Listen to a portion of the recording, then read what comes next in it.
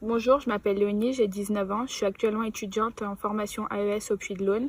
Je travaille actuellement dans une MAPA, une maison d'accueil pour personnes âgées.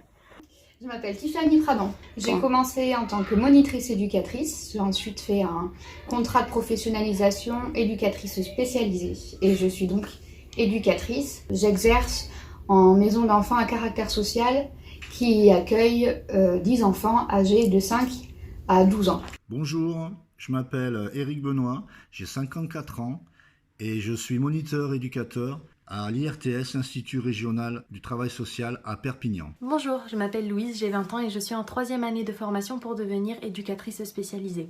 Dès le début du confinement, j'ai été sollicitée et appelée par une maison d'enfants à caractère social pour travailler avec des enfants âgés de 6 à 11 ans. Bonjour à tous, donc je suis Bla Leslie.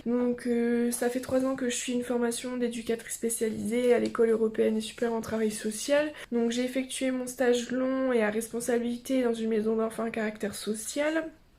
Donc j'ai terminé mon stage fin février, donc depuis la période du confinement et depuis le Covid-19, je suis embauchée en CDD aide éducatrice.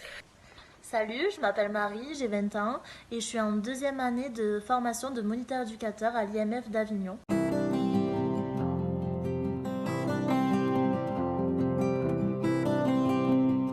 Je me suis portée volontaire pour renforcer les équipes dans les structures médico-sociales, tout simplement parce que je ressentais le besoin d'être utile dans cette période et de pouvoir aider ceux qui en ont besoin.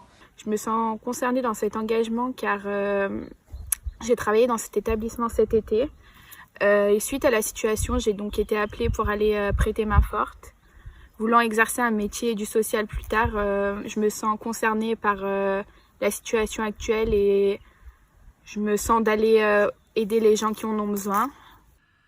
Dans le cadre de cette situation difficile et inédite du Covid-19, je suis étudiant volontaire en renfort à l'IDAE à Perpignan, l'Institut départemental à l'enfance et adolescence. Face à la pénurie, au manque de personnel, je ne me voyais pas rester confiné et ne pas assurer ma mission d'accompagnement en laissant les usagers livrés à eux-mêmes. C'est pourquoi, dès qu'une place m'a été proposée, je n'ai pas hésité, j'ai tout de suite accepté. Je crois qu'on vit tous une période assez trouble et j'avais à cœur d'intervenir au sein de la Villa des enfants pour essayer que cette période inédite et bouleversante ne touche pas trop les enfants qui ont déjà vécu bien assez de moments difficiles dans leur vie. Donc quand on m'a proposé de venir travailler, pour moi c'était une évidence, je me voyais pas du tout dire non parce qu'étant bientôt diplômée, c'était vraiment l'opportunité pour moi d'acquérir de l'expérience en plus. Aussi, c'était aussi pour soutenir mes collègues travailleurs sociaux car une équipe, c'est une équipe et on doit être soudés et ensemble. Donc voilà, c'était vraiment c'est ça qui m'a vraiment motivée à venir travailler. C'est aussi au final être là pour les jeunes parce que l'équipe a besoin de nous, mais les jeunes aussi ont besoin de nous et ont besoin de notre soutien. Et donc je pense que c'est pour tout le monde pareil.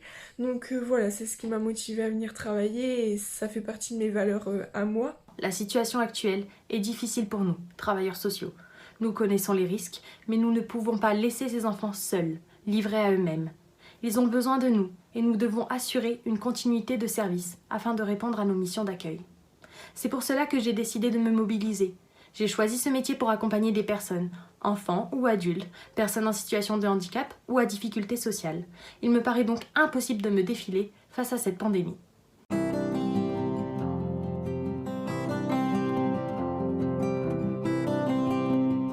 Je crois que cette situation est l'occasion d'un progrès, l'occasion d'un changement.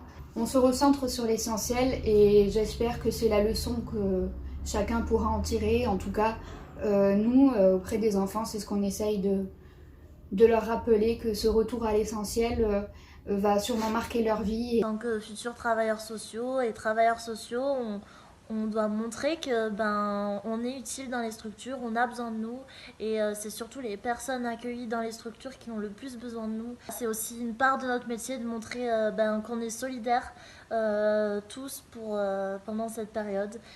Enfin, à travers ce message, je souhaite remercier les professionnels mobilisés pour assurer une réserve sociale, mais aussi tous les professionnels qui assurent un service de première nécessité. Mais aujourd'hui, je souhaite m'associer à l'ensemble des équipes de travailleurs sociaux. En ce moment de crise, nous sommes aussi présents et nous sommes confrontés à nos inquiétudes, nos peurs, mais aussi à celles des personnes accompagnées. Alors, je vous remercie d'être là. Merci d'accompagner des personnes dans le besoin et merci de prioriser votre engagement professionnel.